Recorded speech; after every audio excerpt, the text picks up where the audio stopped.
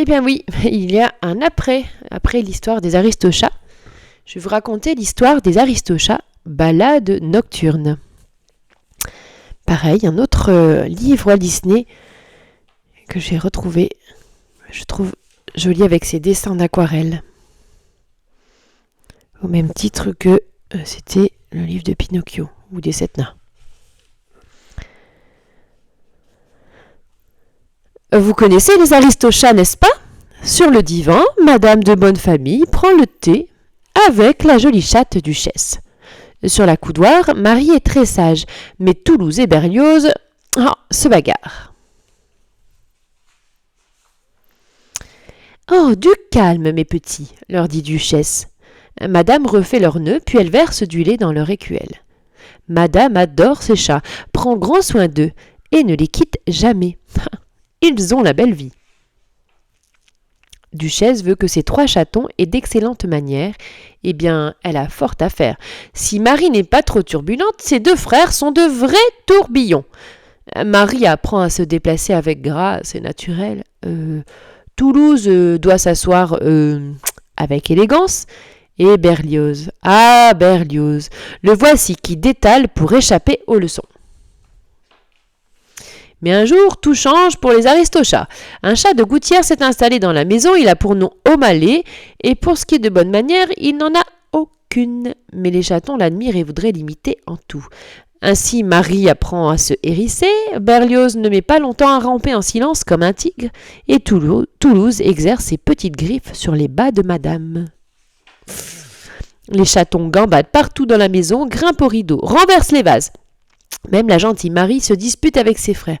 « Oh là là, voyons, Duchesse, se plaint Madame, que faire ? Ces chats, s'ils sont si bien élevés, sont devenus de vrais démons. » Duchesse s'en prend énergiquement au O'Malley. « Eh bien, mon cher, tu as fait du beau travail, les chatons sont intenables, et Madame est en colère. »« Oh, si les enfants m'imitent, qui puis-je » répond O'Malley.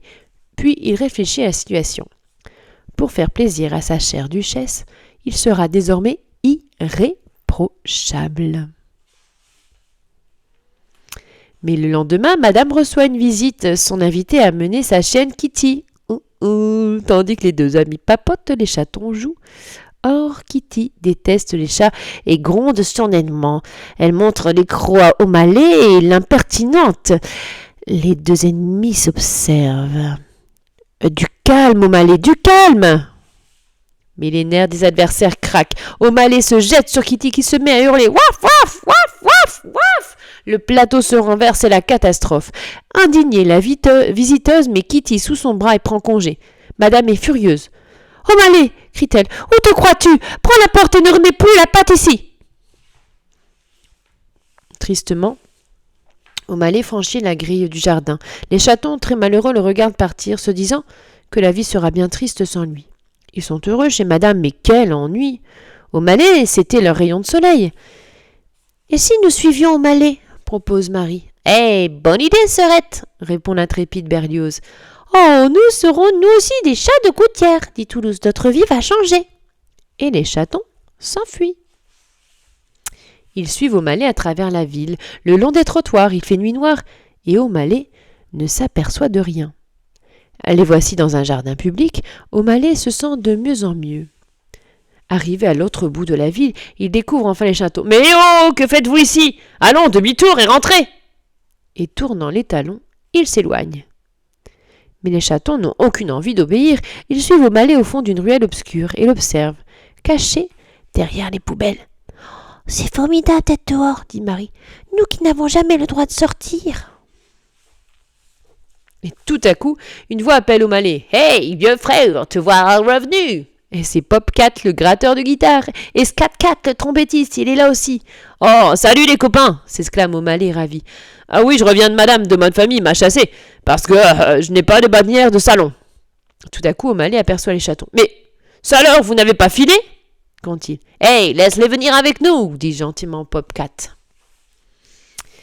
« Oh là là, bon venez si ça vous amuse, dit O'Malley, mais soyez sages, hein. » Et les chatons sont fous de joie. L'orchestre de jazz accorde ses instruments, puis attaque un air de jazz endablé. Jazz, jazz, quel rythme de fou, jazz, jazz, quel rythme de fou, non, ce n'est pas pour les mous. Marie Toulouse et Berlioz dansent en cadence. Tout à coup, un soulier, un pot de fleurs, une bouteille s'abattent sur les pauvres musiciens. « Oh là là, mais c'est pas bientôt fini, ce fichu bruit !» Et les voisins ne peuvent pas dormir et protestent. « Allons, les chats, décampez, en voilà un tapage !» s'écrie un vieux grincheux. « Oh là là là là, je n'ai l'impression que on ne veut pas de nous dans les parages !» s'exclame O'Malley. « Filons, les amis !» Et la nuit s'éclaire, l'aube commence à paraître. Une grosse pluie glacée s'est mise à tomber. O'Malley et les chatons courent s'abriter. Il fait froid et les petits ont faim. Mais ils n'en soufflent pas mot à O'Malley. La pluie cesse enfin.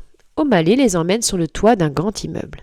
« Grimpons tout en haut, les enfants, dit-il. Je vais vous montrer votre ville. » Et devant les yeux émerveillés des 3 chatons s'étend le magnifique spectacle des toits de Paris. Les cheminées, les gouttières, les fenêtres éclairées, quelle féerie! Marie, Toulouse et Berlioz ne voudraient jamais plus redescendre. Mais la pluie se remet à tomber si drue que l'eau coule avec force dans la gouttière, et les chatons sont entraînés. « Au secours !» crie Marie. « Oh, elle glisse !» sur le Berlioz. « Ah, ces enfants !» soupire O'Malley. Le matou attrape Marie, elle était au bord du toit. « C'est trop dangereux pour les enfants !» dit O'Malley. « Je vous ramène à la maison. » Regardez Marie, un vrai chiffon mouillé. Si madame voyait sa précieuse petite chatte dans un pareil état, elle pousserait des cris d'horreur et s'évanouirait. Marie commence par se sécher. Il va falloir maintenant retraverser la ville. Et les aristochats prennent le chemin du retour. Que les rues sont longues pour leurs petites pattes, mais ils ont faim et pensent au petit déjeuner. Cela leur donne le courage de se dépêcher. Voici enfin la maison. La grille est ouverte et les chatons courent vers la porte d'entrée. Oh, quelle aventure! O'Malley s'en retourne tristement. Madame entend du bruit et ouvre la porte. « Oh, mes chéris, les voilà, ils sont revenus. Mais où étiez-vous passés cette nuit ?» Cela, les chatons ne lui raconteront pas. Madame câline les 3 chatons dans ses bras. Quelle joie! « Oh, vous devez avoir faim, leur dit-elle. Vous n'avez rien mangé depuis hier matin, et puis vous êtes mouillés. » Les chatons se jettent sur leur bol de lait, mais Duchesse regarde O'Malley. Il ne doit pas être loin. Il n'était pas sorti du jardin. « Reviens, lui dit Duchesse. Et tous deux s'en retournent dans la maison accueillante. Madame et Duchesse reprennent leur place sur le douillet canapé. Et les chatons, heureux de retrouver leur maison, recommencent à faire 1000 et 1000 bêtises. Toulouse grimpe au corps de la harpe de madame qui le regarde faire en souriant sans le gronder. O'Malley soupire d'aise. « Ah, on est bien mieux ici. La rue, c'est juste bon pour y faire une promenade. » Et dans la famille, la joie et la tranquillité sont revenus. Pouce si tu as aimé. Bonne nuit et bonne journée!